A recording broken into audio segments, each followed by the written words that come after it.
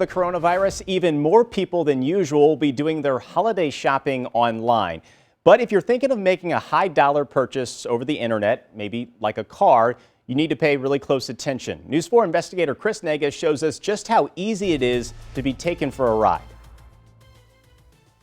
So here's the car I was looking at. While searching for a used Mercedes online, Ed Curtis stumbled upon the website HotWheelDeals.com, and this car caught his attention for several reasons. It's priced probably $2,000 to $3,000 less than what the regular market, but it's low mileage, it's really clean. Sounds great, but this deal wasn't meant to be. Because Curtis buys and sells cars on a regular basis, he runs potential purchases by an expert. So here's the car. Jay Grosman runs iAutoAgent, which helps people determine if they're getting a fair deal. When he sent us this car, it was like, whoa, something didn't seem right. Suspicious, Grosman requested the Carfax, and that's where the deal began to unravel. They sent me a Carfax, and they actually went as far as to manipulate the Carfax to look like that they were a dealership, they own the car, but what they didn't realize is I have access to the real Carfax. I compared the two, and it was completely fake, and it just blew my mind. Grosman says this Carfax showing HotWheelDeals.com as the owner isn't on the Carfax he pulled, and he pulls one every time he does a deal.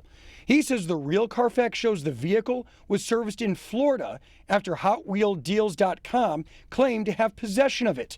The company lists a Georgia address, so I asked our sister station in Atlanta to swing by. Instead of a car dealership, we found an office building under construction. The website is actually registered in Panama. Curtis is glad he didn't send any money. Is it convincing enough that you think somebody might actually do it? Absolutely. You look at the website, it's a beautiful website. It's even got an A+ rating from the Better Business Bureau, but not really. According to the St. Louis BBB, the entire business profile is spoofed. We see them periodically and from time to time. This was a very sophisticated one. Chris Thetford says you can spot this phony write-up because the URL address is off. You could see that the URL for the business profile that you sent to me isn't hosted at bbb.org. Instead, it's bbbcom.org.